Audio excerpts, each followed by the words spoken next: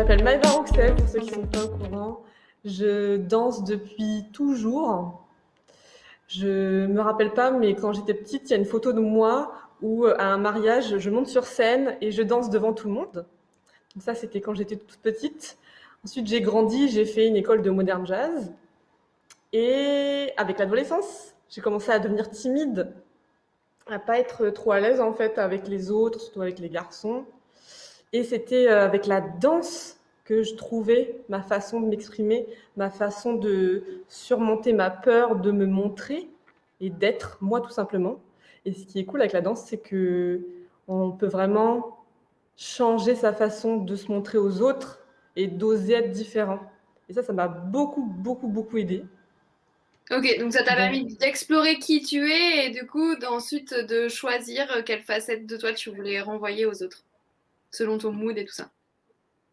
ouais, et aussi extérioriser tout ce qui se passait à l'intérieur que j'osais pas montrer à mon entourage en fait, par la danse, par le jeu, par le fait de, de se calquer à une musique. Et ben ça permet de vraiment se détacher de ce que tu es ou ce que tu as peur d'être. Ok, c'est Et ouf. c'est pas fini. Donc à l'adolescence, c'était du modern jazz, donc j'étais à fond modern jazz. Je sais pas si vous connaissez modern jazz, c'est très beau. Allez voir sur internet si vous ne connaissez pas. Et c'est quand je suis arrivée en France, à 18 ans, j'ai découvert tout ce qui était danse de couple, salsa, rock, bachata, etc. Et c'est pas ça qui a eu le déclic, c'est quand j'ai vraiment croisé le chemin de hip-hopper, donc de danseurs de hip-hop. Euh, j'ai compris que c'était possible de sortir de la danse hyper structurée, hyper carrée et un peu rigide parfois, qui est le modern jazz, pour créer des trucs un peu fluides, un peu original en fait. Originaux, Ok. je ne sais pas. Et donc c'est là que j'ai commencé à fusionner les deux, donc le modern jazz et le hip-hop, pour faire du street jazz. Donc le street jazz, ça a été créé aux États-Unis. À la base, c'est des hommes qui dansent en talons de façon très sexy. Et ça a été diversifié par des danses qui sont un peu plus, comment dire, décontractes, sans talons, qui mélangent Ok. toujours le côté un peu sexy féminin avec le hip-hop. Mais c'est-à-dire du coup t'assistais à ce genre de cours ou t'animais ces cours? Non, en fait, à Clermont-Ferrand, j'ai créé un cours de modern jazz. À la base, c'était du modern jazz. Et j'ai fait un concours de danse qui se passait à Paris. Et c'est là que j'ai rencontré des hip-hoppers. Et ils m'ont entraîné dans leur danse de hip-hop. Et j'ai commencé à injecter, en fait, des pas ou des musiques de hip-hop avec le modern jazz. Donc, j'ai commencé à mélanger un petit peu. Et c'est là que je me suis dit, OK, je vais maintenant passer vraiment dans le street jazz. On va casser toute la structure du modern jazz. Ok.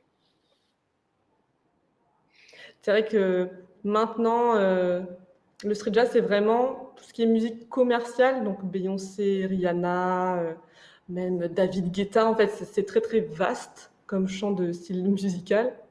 Et c'est ça qui est cool, c'est que ça, on peut injecter même de la danse africaine, de la danse orientale pour faire son propre style. Et c'est vrai que maintenant, je me catégorise plus comme street jazz parce que je m'inspire d'un peu tout ce qu'il y a autour de moi. Je disais par rapport à une musique, il y a un style de danse particulier à chaque fois ou c'est assez libre? Ça dépend des danses. Par exemple, le country, je prends quelque chose d'assez extrême, bah, ça se danse que sur des musiques de country. Tu vas pas faire tu vas pas danser le country, donc c'est des danses de ligne sur de la musique de salsa, par contre. Tu vois, Ok. il y a quand même des cases, on va dire, assez grossières. Et par exemple, je vois Vincent qui parle de Zumba. Ouais.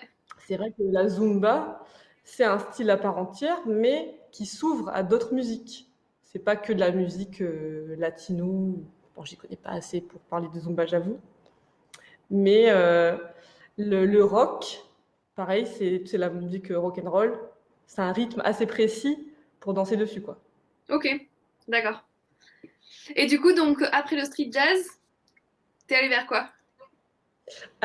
Du coup, j'ai dû enseigner 3 ans Ouais, 3 ans à Montpellier, street jazz.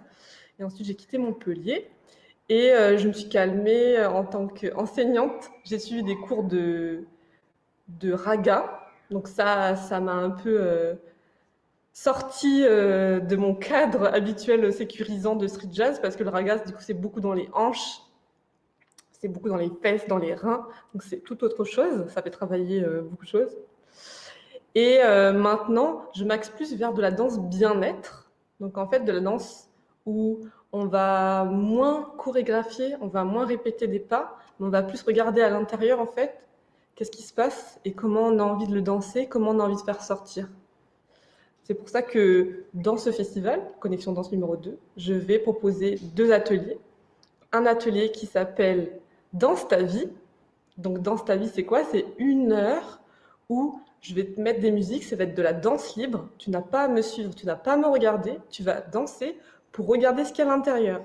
Est-ce qu'il y a des trucs que tu n'as pas envie de regarder? Est-ce qu'il y a des trucs qui te font peur? On va essayer d'extérioriser ça via des musiques, tu vas voir, assez émotionnelles. Et la deuxième partie, c'est OK, on a vu ce qui allait pas ou ce qu'on n'a pas envie de regarder. Maintenant, on va essayer de mettre le focus sur tes envies. C'est quoi qui te tente là en ce moment? C'est quoi que t'oses pas faire ou il y a un truc qui bloque? Ben, on va le mettre sur papier. On va prendre une feuille de papier et ouais, pendant un cours de danse, on va prendre une feuille de papier, on va noter des trucs et tu vas noter tout ce que tu as envie de faire pour pouvoir le caler dans ta semaine. En fait, c'est vraiment l'idée que la danse, c'est un outil qui va te permettre de mettre de l'énergie, mettre du kiff dans ta vie. Et le deuxième atelier, oui, tu as une question, Charlotte. Ouais, j'ai une question, mais vas-y, continue. Le deuxième atelier, c'est un nouvel atelier que j'ai tout récemment créé, c'est Mantra Danse, où là, il n'y aura pas de musique. Là, on va, en première partie, voir ensemble comment on fait pour créer un mantra et quel va être ton mantra sur lequel on va travailler pendant cette séance. La deuxième partie, on va danser du coup, mais de la danse du mouvement libre, sans musique, en répétant le mantra. Donc vous aurez une mini-initiation pendant le live de lundi à 13h pour vous montrer comment ça se passe. En 10 minutes, je vais vous expliquer quoi. Mais c'est vrai que un mantra, c'est cool, mais si tu l'utilises pas, en fait, si ça rentre pas dans ta routine, bah ça sert à rien. Tu le mets de côté et c'est chouette, c'est une phrase cool, elle a l'air idyllique, c'est un fantasme, mais je la mets sur le côté. Tandis que si vraiment tu l'incarnes avec des mouvements, là, ça peut vraiment prendre forme et ça peut impacter ta vie. Et du coup, ça fait un lien avec ma question. En fait, tout à l'heure, tu as abordé un terme, tu as dit la danse bien-être. J'ai l'impression que tout type de danse, c'est un peu à chaque fois un exutoire pour mieux appréhender ce qui se passe à l'intérieur de toi comme mouvement et ensuite mieux le traverser et pour transcender ces états, etc. que tu as. Et du coup, qu'est-ce qui, toi, dans ta danse, met le focus là-dessus? De quelle façon est-ce que tu mets le focus là-dessus par rapport à n'importe quel autre type de danse et n'importe quel autre type de chorégraphie et d'approche? Alors oui, et effectivement, pour moi, toute danse permet de se recentrer sur soi et de libérer ce qu'il y a à l'intérieur, c'est vrai. Mais on n'en prend pas forcément conscience et on ne se concentre pas forcément dessus. C'est pour ça que dans Danse ta vie, il n'y a pas d'enchaînement de mouvements, d'apprentissage en termes concrets, puisqu'on va juste se tourner vers soi, expérimenter, voir ce qui bouge, le dire aussi, partager avec le groupe, bah voilà, quand il y a cette musique, bah, je me sentis vachement mal parce que j'ai pensé à ça qui s'est passé il y a 3 jours et je suis encore sous le coup de l'émotion. Et on va avancer ensemble. Donc vraiment, c'est vraiment ouais, le terme mettre le focus là qui est important pour ces 2 ateliers. Ok. Mettre le focus sur ce qui se passe à l'intérieur, est-ce que j'ai envie, et mettre le focus sur ok, j'ai envie d'un truc positif et je veux que ça s'ancre en fait. J'ai envie de vraiment qu'il rentre à l'intérieur.